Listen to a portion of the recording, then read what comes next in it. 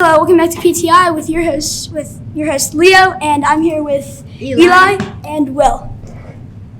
And here's the topic of the day: who is the best sixth man in the league? Okay, I'll start. It's clearly D'Anthony Melton of the Philadelphia 76ers. So he, first off, has replaced, if a star was hurt, he can be the guy that can go and start for the team. He's the best sixth man in the league. I don't think it's really that close. Okay, so Malcolm Brogdon, first of all, he did win sixth man of the year.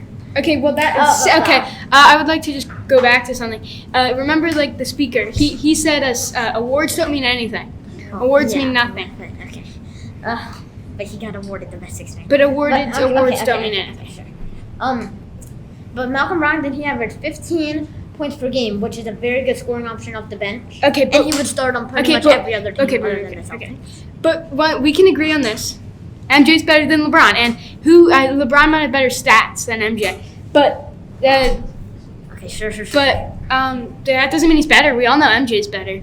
So stats really aren't everything. Some things aren't really stats. Some things aren't necessarily stats. And D'Anthony Melton, even with stats, he was good, averaging 10.1 points this year, 4.1 rebounds, and 2.6 assists. He can really do it all. He can rebound, he can shoot, he can assist. And so he's clearly better than Malcolm Brogdon. When was the first time you've heard of Malcolm Brogdon? It was probably he won Sixth Man of the Year. No, he's won Sixth Man of the Year twice. Also okay, then the first time. But again, the Sixth Man of the Year really does not do that much. You know who another Sixth Man of the Year was a lot? Lou Williams. What did he do in his career besides getting Sixth Man of the Year? What did he do? He elevated his team to be very well. Malcolm Brogdon is a very good scoring option off the bench. Would D'Anthony Melton start on pretty much every other team other than like two? Yes, he would. He 100% would. Okay.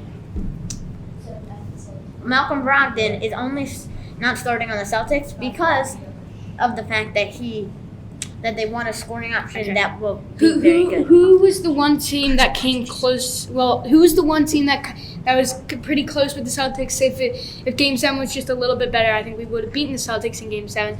And so you're saying the Celtics are better, which they are, but like that doesn't mean their sixth man's better.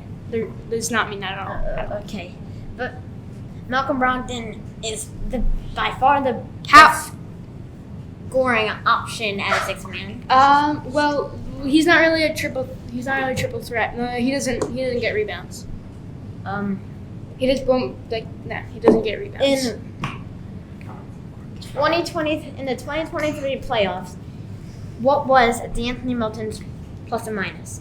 Plus and minus in the 2023 playoffs is a random stat that nobody cares about. Plus and minus. It's how much they affect how good their team does.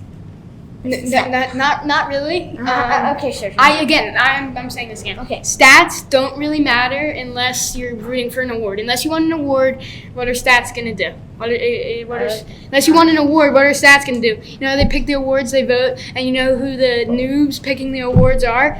They're people that look at the stats, and that's what they look at to pick the award. All right. And they go about the stats. I think by the stats. If we're not talking about the stats, I think.